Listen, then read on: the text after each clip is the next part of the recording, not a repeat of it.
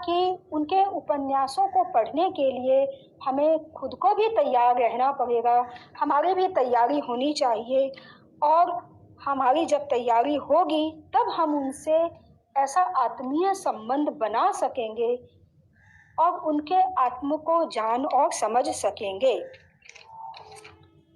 मित्रों, मैं शिक्षक के रूप में उन्हें जब याद करती हूँ, वो हमें पढ़ाने आई थी, 6 महीने थी वो रही थी और जैसा कि होता है हम लोगों ने सुना और बस लिखना शुरू कर दिया।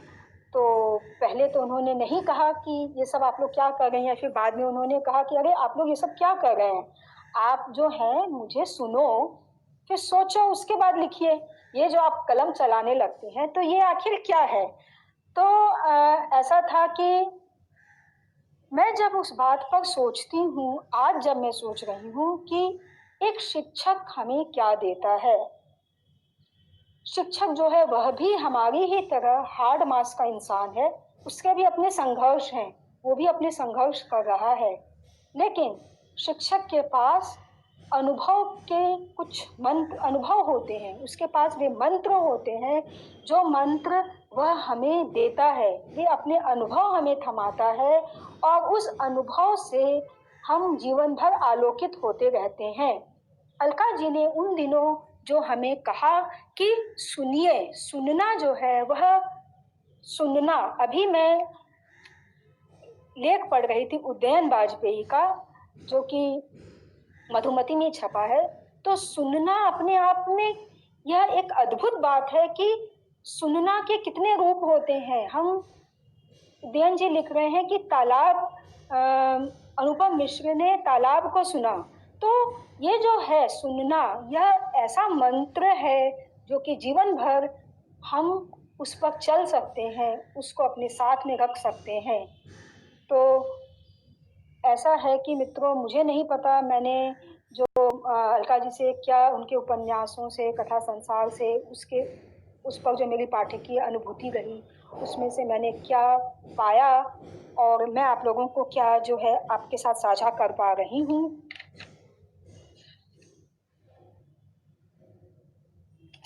मुझे अलका जी के व्यक्तित्व की बात करते हुए मुझे एक बात पर हैरानी होती है कि एक पारंपरिक घर की स्त्री, बड़ी बहू, जिनका इतना बड़ा मायका, 7 भाई बहन और 3 देवरानी जेठानियों का यहाँ पर परिवार, जहाँ पे वे 4 पीढ़ियों के साथ रहती हैं, भरा पूरा मायका, भरा पूरा ससुराल, और इतने लोगों के साथ आखिर उन्हें एकांत कब मिलता है, आखिर वे कब लिखती हैं, कब उन्हें जो है लिखने का अवसर मिलता है। और एक प्रश्न मेरे मन में यह भी आता है कि आखिर लिखने की ऐसी लालसा भी कब बची रहती है। आप जब इतने लोगों के बीच में रहते हैं, ठीक है, अपने फिजिकल दूरी हम बना लेते हैं, हम अपने अपने घरों में रहते हैं, अपने अपने तल्ले पे रहते हैं, अपने अपने कमरे में रहते हैं, लेकिन हमारे अंदर जो वो संसार रहता है, उस संसार से डिटैच होकर लिखना, लिख पाना, वह साधना होता है।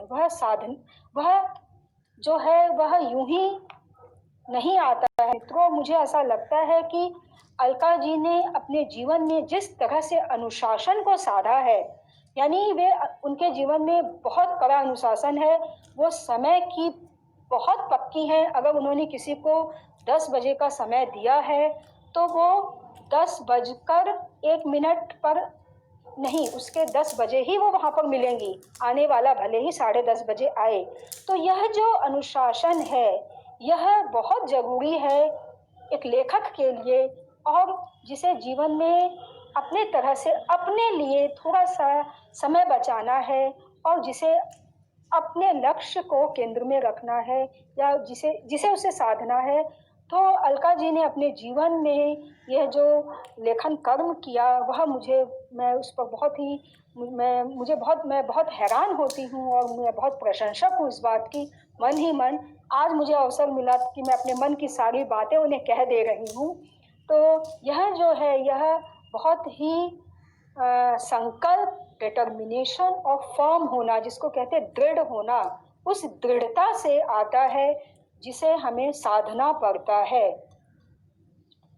इन तमाम तरह की बातों के बाद आप लोगों को अब मैं, और शायद हमारा जो है 1 घंटा हो गया है, तो जैसा मुझे कहें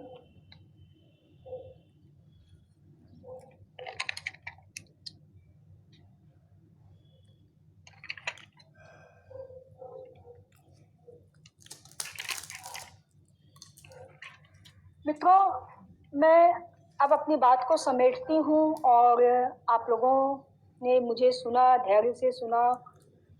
अपनी बातों को समेटते हुए मैं अंत में फिर से कुछ एक बातों को दोहराना चाहूँगी कि अलका जी के कथा संसार की यात्रा करते हुए, उनके उपन्यासों पर रुकते हुए मुझे जो बातें समझ में आई, जो कि इन दिनों मैंने जब उन पर सोचा और मुझे समझ में आई, वह यह है कि उनकी कहानियों में घर और बाहर का घर्षण जो है वह दिखाई देता है, जिसे हम बार बार स्त्री विमर्श और ये सारी चीज़ों की तरह से खोजने लगते हैं। मुझे लगता है कि हम सीधे साधे ढंग से, सरल ढंग से ही रचना में प्रवेश करें और अपने लिए उन सारी चीज़ों को बटोर लें जो हमें वहाँ पर हमारी जो सेल्फ रीडिंग का होते हुए हमें जो चीज़ें दिखाई दे रही हैं। ये जो सारी बातें जो मैंने आप लोगों से कही, वे ऐसा मैं जो 92 में उनसे मिलती हूँ और 2000 में उनका दूसरा कहानी संग्रह आता है, उसे जो पढ़ती हूँ, मैं उस टाइम स्पेस से ही वो सारी बातें बोल रही हूँ। मैं 2020 से नहीं बोल रही हूँ। अंत में मैं ये बात इसलिए आप लोगों को बोल रही हूँ क्योंकि उन दिनों जो मैंने उनके रचना संसार पर यात्रा की, वह जो यात्रा मेरी है, उसमें जो इनोसेंस था, उसे आप अपनी प्रज्ञा से समझें। और बाद के समय में इन 20 सालों में मैंने कुछ किताबें पढ़ ली और कुछ विमर्श जो है वो मैंने पढ़ लिए, तो जिसके कारण जब मैं किसी रचना को पढ़ती हूँ तो वो मुझे बड़ी मुश्किल में डाल देता है। मैं उसका वह स्वाद नहीं ले पाती। कई बार ऐसा होता है, मैं कोशिश करती हूँ। तो मैंने अलका जी के कथा संसार पर, अलका जी की जो यह यात्रा है उस पर उसी टाइम स्पेस से बात की है जब मैंने उनको पढ़ना शुरू किया था। तो ऐसा है कि उन्होंने जो तमाम तरह की चीज़ें लिखी हैं गद्य विधा में, यात्रा संस्मरण, समीक्षा, अनुवाद भी किया है अभी उन्होंने, और उसके अलावा जो कहानियाँ और उपन्यास, उन सब के हम अगर थोड़े से भी पाठक बनना चाहें, मैं अगर उनको ठीक से जानना चाहूँ, तो मुझे ऐसा लगता है कि मुझे वहाँ पर रुक कर अन्य तरह से अपने आप को संस्कारित करना पड़ेगा, अन्य तरह से अपने आप को कल्टीवेट करना पड़ेगा, तब मैं उसके साथ में न्याय कर पाऊंगी।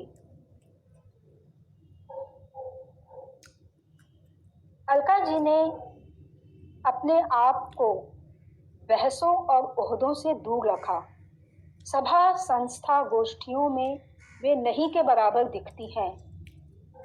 इस बात पर मैं बात इसलिए कर रही हूँ क्योंकि एक लेखक को अगर वह ऊर्जा ऊष्मा बचाकर रखनी है जो उसके लेखन कर्म में काम आए, वह लिख सके, तो उसे अपने लिए वो एकांत बनाना होगा, वो एकांत निर्मित करना होगा।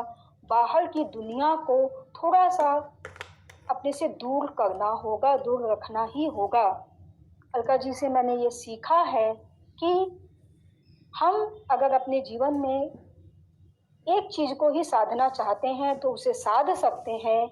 और 3 दशक से भी ज़्यादा से उनका जो यह रचना संसार है, वह मुझे जो थोड़ा बहुत मैं जिसको समझ पाई हूँ उसे मुझे समझ में आता है कि वह आस्था का संसार है।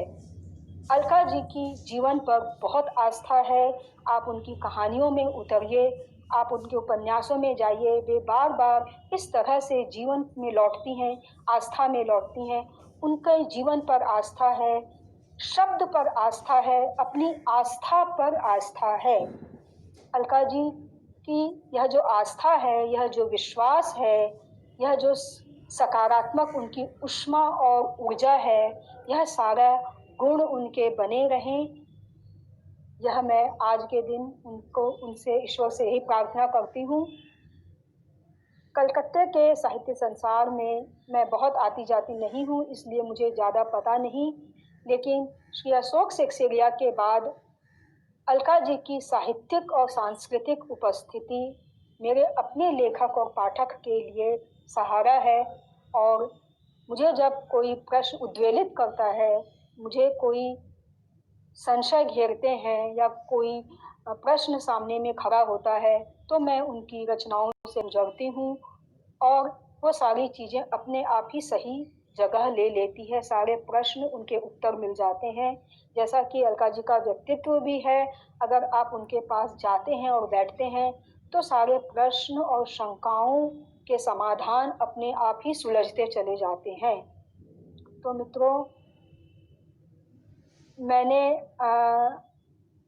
अलका जी के ऊपर जो थोड़ी बहुत अपनी पाठकीय अनुभव को साझा किया, जो मैं 92 से जो मैंने उनको पढ़ा है, उनको कितना जाना है मैं नहीं जानती। उनको पढ़कर मैंने उनके रचना संसार से कितना मिला है मुझे, वह भी मैं नहीं जानती।